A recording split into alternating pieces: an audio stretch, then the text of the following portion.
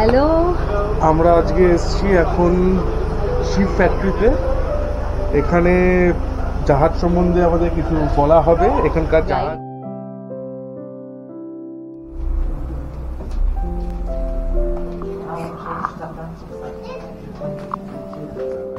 head officers सब আচ্ছা, financial street. ওখানে কি আছে দেখে আগে ঠিক করে অনেক গেলে প্রচন্ড কৃতজ্ঞ। রোজকার মতোই একটা দারুণ সূর্যোদয় দিয়ে আমাদের দিনটা শুরু হলো। আজ 13th মে, আমাদের মরিশাসের তৃতীয় দিন।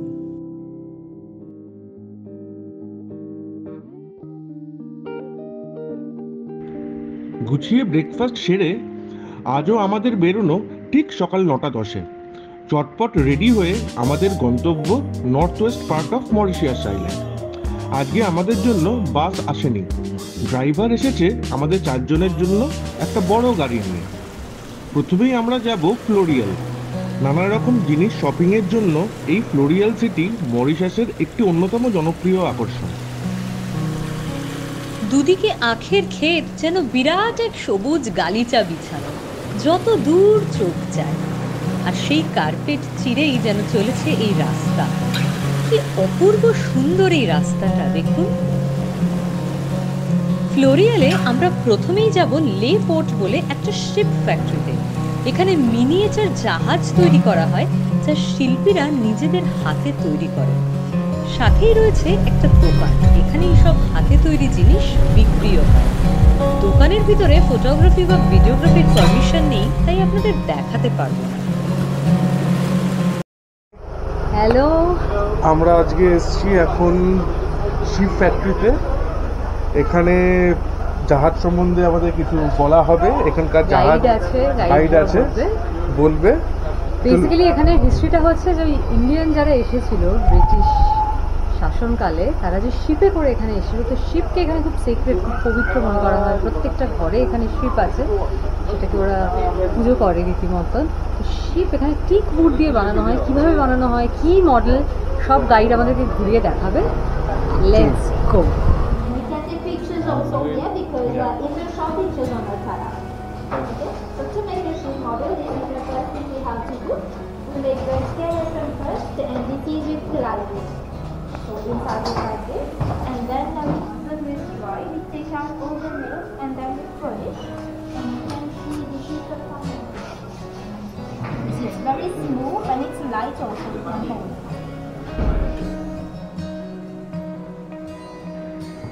আপনারা নিশ্চয়ই জানেন টিক উড খুবই লাইট ওয়েট, আর তাই এখানে এই কাঠেই বানানো হয় মডেল জাহাজ, যা ফ্লাইটে পৃথিবীর যে কোনো প্রান্তে খুব সহজেই নিয়ে যাওয়া যায়।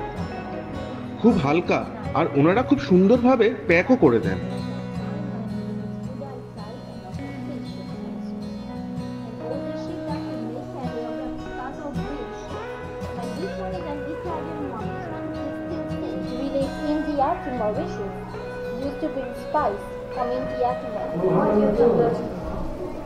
টাইটানিক ছাড়াও আরও বিভিন্ন মডেলের জাহাজ তৈরি হওয়া আর শিল্পীদের নিখুঁত হাতের কাজ দেখে আমরা ঢুকেছিলাম শপের ভিতরে।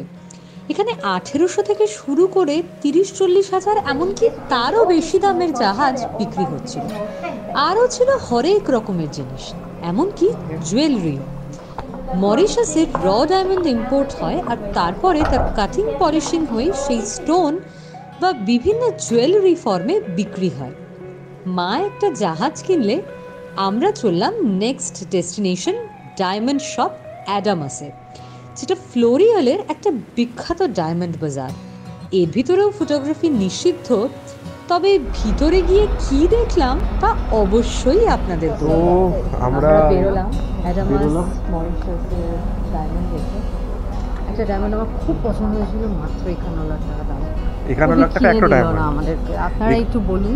51 লাখ টাকা একটা ডায়মন্ড, মানে শুধু এটা কোনো মানে এ নয়, শুধু একটা diamond, just a stone. 51 lakh. আর এরা এখানে লজ্জা পেয়ে গেছে, লজ্জা পেয়ে দামগুলো ডলারে লেখা, সব জায়গায় মরিশিয়ান রুপিস রুপিতে দেওয়া, মানে যদি ডলারে হতো তাহলে, মানে মরিশিয়ান রুপিতে হলে 51,000, তাও মানে আমাদের কারেন্সিতে 1 লাখ টাকার কাছাকাছি নেওয়ার কথা ভাবা যেতে পারে, কিন্তু 51 লাখ টাকা দিয়ে মানে টু মাচ। হ্যাঁ, মানে আমারও পছন্দ হয়েছিল, তো তুমিও তো দিলে না আমাকে। তাহলেই বুঝলেন তো, দুবাই থেকে কিন্তু আমরা কম বেশি সোনা অনেকেই কিনি, তবে মরিশাস থেকে ডায়মন্ড কেনার প্ল্যান থাকলে প্রিপেয়ার্ড হয়ে যাবেন। নেক্সট আমাদের ড্রাইভার নিয়ে গেছিল আলিবাবা শপে, যেখানে নাকি দুর্দান্ত সব স্বাদের লোকাল ফ্রুটি রাম পাওয়া যায়। আমরা তো শুনেই খুব উত্তেজিত হয়ে গেছিলাম যে এটা তো কিনতেই হবে। আনফর্চুনেটলি দোকানটা বন্ধ ছিল, তবে আমাদের রাম কেনার শখ পূরণ হয়েছিল পরের দিন। প্যাশন ফ্রুট, পাইনঅ্যাপেল আর ক্যারামেল ফ্লেভার্ড রাম কিনেছিলাম আমরা। এরপর আমরা গেলাম সুভিনিয়ার শপে। চলুন দেখা যাক কি কি পাওয়া যায় আর তার কিরকম দাম।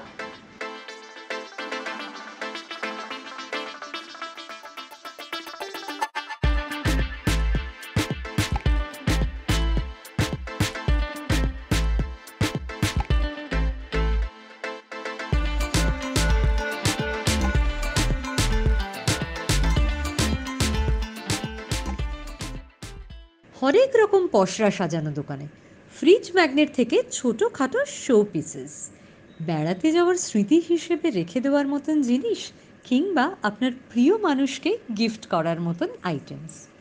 হাওয়াই চুটি থেকে বিচ ব্যাগস বা বিভিন্ন রকম বিচ ওয়্যার্স, মানে যেগুলো সাধারণত সব বিচ ডেস্টিনেশনেই থাকে। এমনকি এখানে নানান রকম স্পাইসেস মানে মশলাও বিক্রি হচ্ছিল। কিছু পছন্দ হচ্ছে? দেখো, এগুলো সুন্দর না? হ্যাঁ সুন্দর, তবে বেশ দাম এখানে। দামগুলো কিরকম? দাম তো বেশ বেশি মনে হচ্ছে। এই শর্টসগুলো 500 to 700 mr করে, বড় ক্যারি ব্যাগগুলো 1700 mr। এই ব্যাগটার দাম 1700 mr, প্রায় 3500 টাকা। ছোট ব্যাগগুলো 700 mr, কোনো মানেই নেই কেনার। এর চেয়ে গোয়ায় অনেক সস্তায় এইসব জিনিস পাওয়া যায়। তবে আপনারা মরিশাসের স্মৃতি হিসেবে কিছু নিতেই পারেন।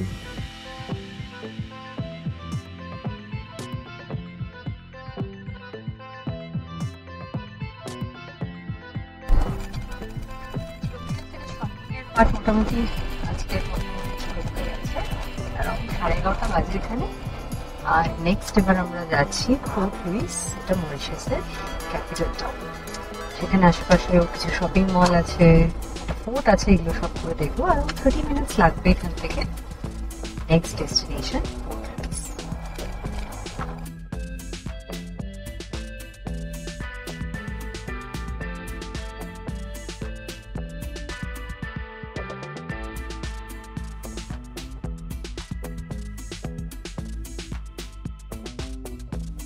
ফ্লোরিয়াল ছাড়িয়ে এবারে আমাদের গন্তব্য মরিশাসের ক্যাপিটাল সিটি পোর্ট লুইস। যেহেতু শহরের মধ্যে দিয়ে চলেছি, দেখুন রাস্তাঘাটের দৃশ্যপট কেমন বদলে গেছে। ঝাঁ চকচকে রাস্তায় এখন বেশ ছোট বড় কমার্শিয়াল বিল্ডিংস, অফিস, গাড়ির শোরুম, ফ্লাইওভার্স চোখে পড়ছে।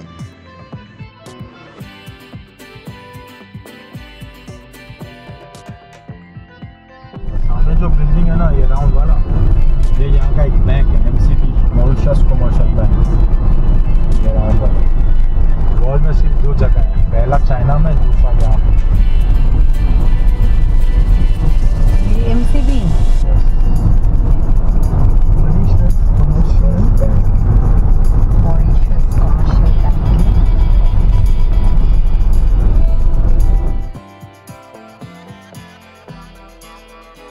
पार्लियामेंट है ये। क्या है? Parliament. Oh, this is parliament building. अच्छा, लेफ्ट हैंड साइड में ये दरवाजा है, हाँ, ये प्राइम मिनिस्टर ऑफिस है। ओह, पुलिसमैन खड़ा है, अच्छा, prime minister office. Prime minister's office, Republic of Mauritius. ये बिल्डिंग क्या फ्रेंच बिल्डिंग जैसा लग रहा है? फ्रेंच ने शुरू किया था, हाँ, हाँ। खत्म ब्रिटिशर्स ने खत्म ब्रिटिशर्स ने किया। अच्छा, बिल्डिंग लुक्स लाइक किया। और ये फ्रेंच हम लोगों का कॉलोनी।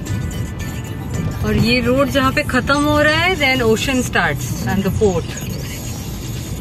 वाह, ये सामने मेट्रो। ये मेट्रो स्टेशन कहाँ? अच्छा, this is the main station. Okay, LIC building वहाँ दिखे।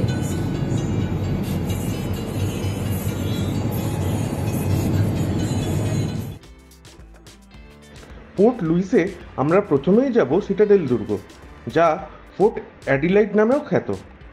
1800 খ্রিস্টাব্দ থেকে 10 বছর ধরে ব্রিটিশ শাসনকালে নির্মিত এই ফোর্ট মূলত তৈরি হয়েছিল রাজধানী শহরের সুরক্ষার জন্য। পোর্ট লুইস শহরের ঠিক মাঝখানে পাহাড়ের চূড়ায় 100 মিটার উচ্চতায় অবস্থিত এই দুর্গের বিশেষত্ব হল ফোর্টের উপর থেকে গোটা শহরের, এমনকি বন্দরের 360 ডিগ্রি একটা স্পেকটাকুলার ভিউ, যা আজও পর্যটকদের মধ্যে একটি বিশেষ আকর্ষণ। আমরা এবার পাহাড়ের ঠিক চূড়ায় উঠেছি। এই দুর্গটা এমন জায়গায় বানানো একেবারে রাজধানীর কেন্দ্রস্থলে। এর ডান দিকে রেসিডেন্সিয়াল কলোনি আর বাম দিকে কমার্শিয়াল এরিয়া, সোজা ওশানে পোর্ট লুইসের বন্দর। এসে গেছি, চলুন ভেতরে যাওয়া যাক।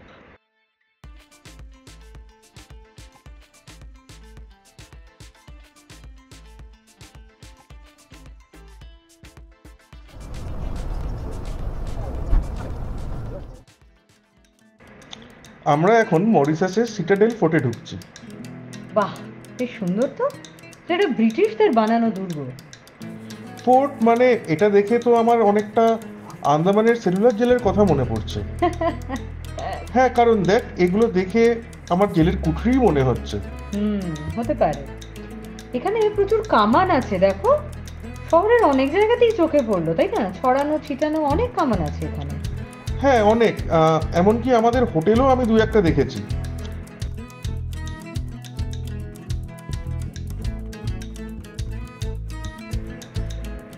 কয়েকটা সিঁড়ি ভেঙে ওপরে উঠতে হবে। একটু বড় বড় সিঁড়ি আছে। একটু চাপ হতে পারে বয়স্কদের, কিন্তু আমার মনে হয় না খুব একটা অসুবিধা হবে আপনাদের। ওয়াও,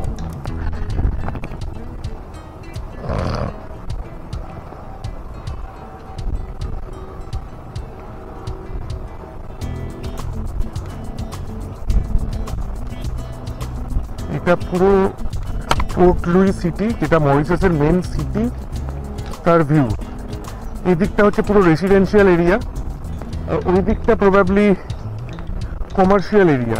যাচ্ছে ওই দিকে যাবো আস্তে আস্তে। এই দিকটা পুরো রেসিডেন্সিয়াল এরিয়া পোর্ট লুইয়ের।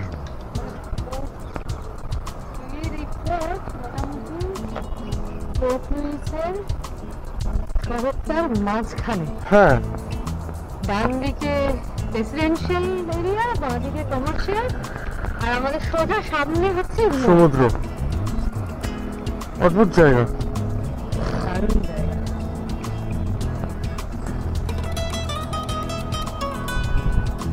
সামনে ইন্ডিয়ান ওশান। এদিকে এবার এখান থেকে ভালো করে বোঝা যাবে, এদিকটা হচ্ছে রেসিডেন্সিয়াল এরিয়া পোর্ট লুইয়ের। রেসিডেন্সিয়াল এরিয়া, ওখানটা ইন্ডাস্ট্রি আছে কিছু। এখানকার মেন ইন্ডাস্ট্রি হচ্ছে সুগার কেন। সামনে ইন্ডিয়ান ওশান, ওখানে একটা ক্রুজ দাঁড়িয়ে আছে। আর এই দিকটা হচ্ছে পুরো কমার্শিয়াল এরিয়া। এই পোর্টটা তো অ্যাকচুয়ালি কার্গো, মানে যখন এইটা কিন্তু একটা ক্রুজ দাঁড়িয়ে আছে, দেখ। হ্যাঁ, এটা একটা ক্রুজ শিপ দাঁড়িয়ে আছে। ক্রুজ শিপ দাঁড়িয়ে আছে। মোস্টলি এখানে তোমার কার্গো শিপ, কারণ যেহেতু ইম্পোর্ট এক্সপোর্টের মেন জায়গাই হচ্ছে এই পোর্টটা। এই দিকটা হচ্ছে পুরো কমার্শিয়াল, এটা কমার্শিয়াল এরিয়া পোর্ট লুইয়ের। আস্তে আস্তে দেবশ্রী নিজের অফিস দেখতে পেয়ে খুব আনন্দিত হয়েছে। ওর ইচ্ছে এখানেই ওকে পোর্ট করে দেওয়া হোক। পোর্ট লুইতে দেবশ্রী পোর্ট হয়ে যাবে, অন সাইটে থাকবে। হ্যাঁ, আমরা অন সাইটে বেসিক্যালি ওটা আইটি হাব ছিল। বেশ কিছু এমএনসির ওখানে আমরা অফিস দেখতে পেয়েছি। আর এই পোর্ট লুই থেকে ফিনিক্স, মানে ওই আইটি হাব, ওই জায়গাটা মেট্রো রেল চলে, তাই না? রাস্তায় আসতে আমরা মেট্রো রেল। ওই দেখ ওখানে, ওই দেখ ওখানে ইসারের অফিস দেখতে পাচ্ছ? হ্যাঁ, ওখানে ইসারের অফিস। বা এখানেও আইটি হাব আছে, দেখে ভালো লাগছে। এদিকে কামানের অফিস, মানে কামান।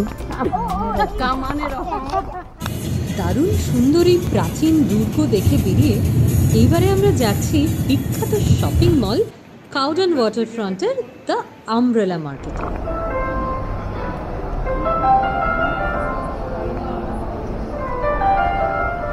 এটা একটা এদের মল, মরিশাসের একটা মল। এটা ছাতা দিয়ে সুন্দরভাবে সাজানো।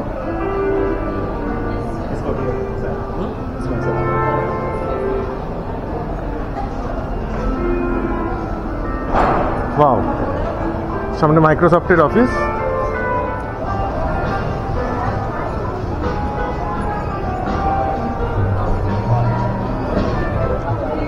আমরা এখন পোর্ট লুইয়ের মলে আছি। এটা আমব্রেলা স্ট্রিট। আমব্রেলাগুলো দেখো, the famous umbrella street in the mall. পুরো ছাতা দিয়ে ঘেরা, বেশ মজার জায়গা, ভাল লাগছে দেখতে। This looks very colourful, very vibrant, দারুণ লাগছে জায়গাটা।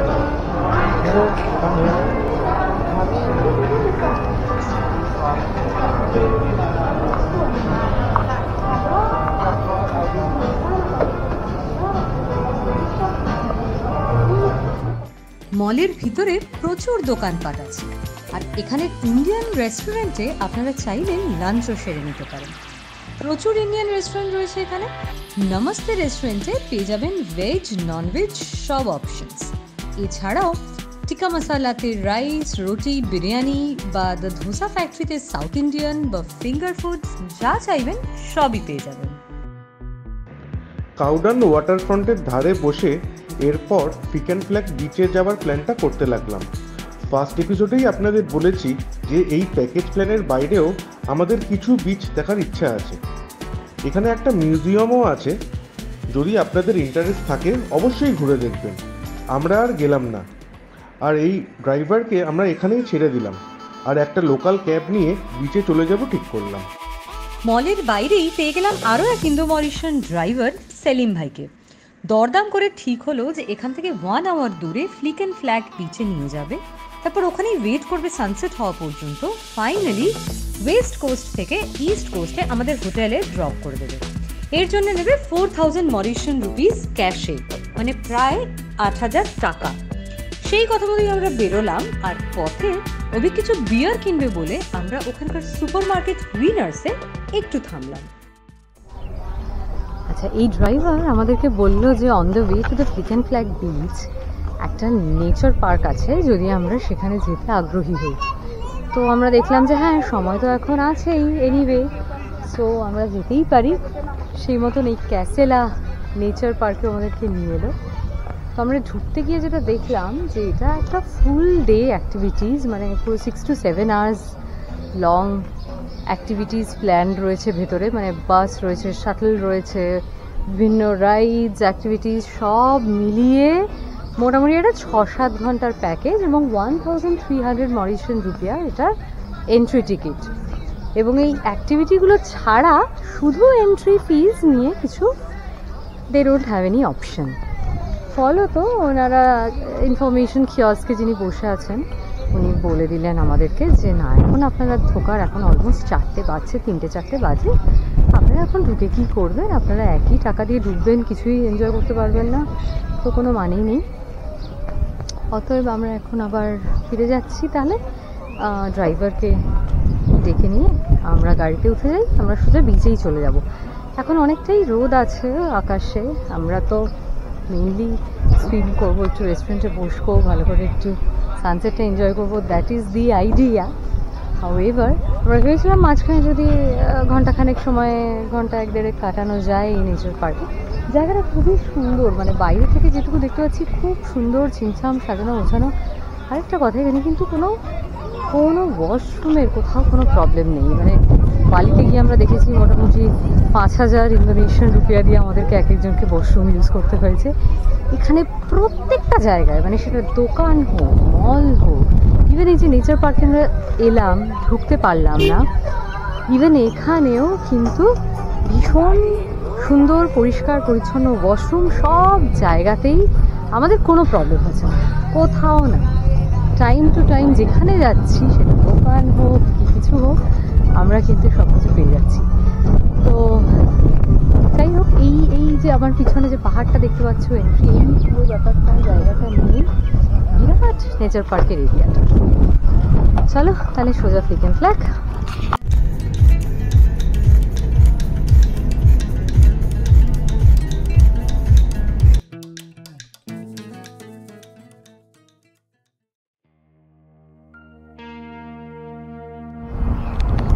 সেলিম ভাই, সেলিম ড্রাইভার আমাদেরকে নিয়ে এসেছে ফ্লিক অ্যান্ড ফ্ল্যাগ বিচে, যার জন্যে এত প্ল্যানিং, এত তপস্যা করা, অনেক কিছু করে টোরে আলটিমেটলি আমরা চলে এলাম ফ্লিক অ্যান্ড ফ্ল্যাগ বিচে। বিচটা তো খুবই সুন্দর, এখনও যা দেখা যাচ্ছে পুরো নীল জল, লোকজন এখানে সুইম করছে, জাস্ট চিল করছে। এখানে প্রচুর আমব্রেলাস আছে, শ্যাকস আছে, ঝাউ গাছের ন্যাচারাল ছায়া রয়েছে এখানে, মানে ওই ছাতা বা টাওয়েল এই সমস্ত ভাড়া নেওয়ার কোনো প্রয়োজনই নেই।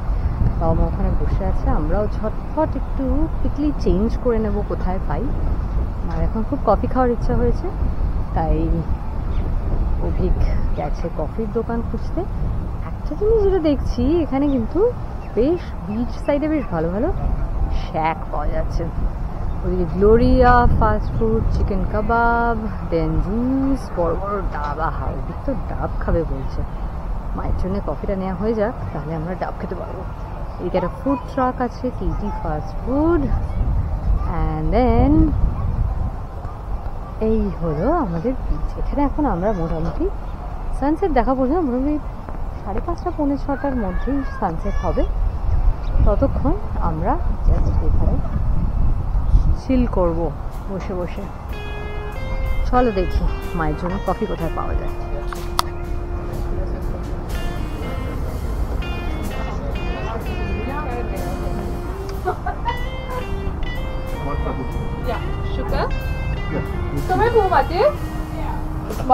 দেখি মুখটা দেখো।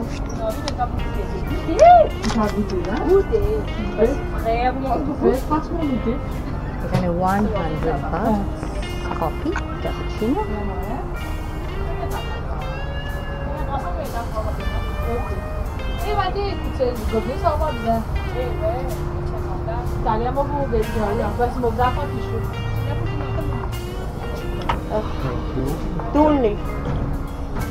মিশে গেছে, আর একটু চিনি মিশিয়ে দিয়ে মায়ের কফি।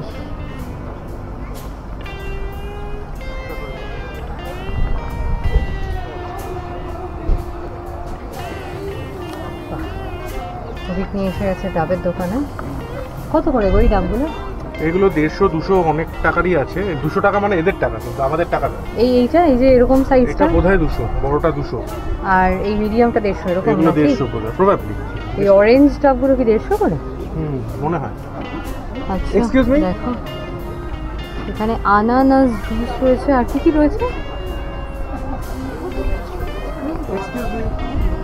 আনানাস ক্রাঞ্চি, ম্যাঙ্গো এনটিআর, সাথে দামও লেখা আছে সবগুলো। আচ্ছা, বাহ। এই একটা জুসের ফুড ট্রাক, আর সেটা আইসক্রিম ট্রাকও রয়েছে। খুবই সুন্দর একটা ভাইব এই বিচটা, মানে যার জন্য, যেটার জন্য আসা। আমি দিস বিচ ইজ লাইক অসম।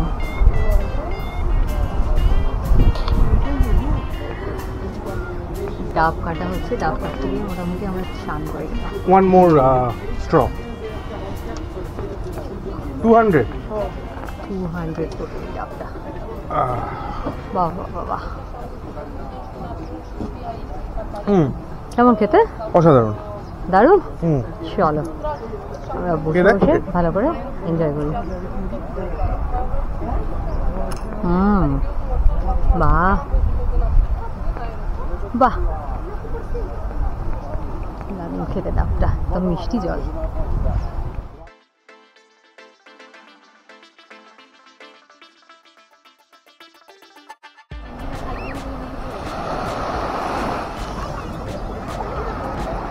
জলে নেমেছি, একটুই নামবো, বেশি নামবো না।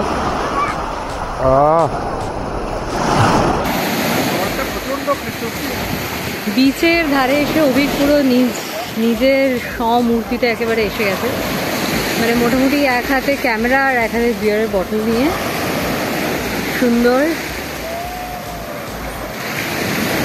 বিচের মধ্যে। জল বাড়ছে এখন এখানে। ফাইনালি সেই সানসেট, যার জন্য আমরা বোট রেস ছাড়িয়ে হোটেলে ফিরে না গিয়ে এসেছি এই বিচে। কিছু আর বলার নেই, জাস্ট দেখুন এই দৃশ্যটা। পরের পর্বে ফিরে আসবো আমাদের মরিশাসের লাস্ট দিনের গল্প নিয়ে। Dormant volcano, Ganga Talao, Shiva temple আর একটা দারুণ নেচার পার্ক। সঙ্গে থাকুন। আর আগের পর্বগুলো যদি মিস করে থাকেন, ডেসক্রিপশন বক্সে রয়েছে সব লিঙ্ক। আমি দেবশ্রী আর আমি অভি, আর আমরা দুজন চাকরি করার পাশাপাশি ঘুরে বেড়াচ্ছি সারা দুনিয়া, আর তারই সব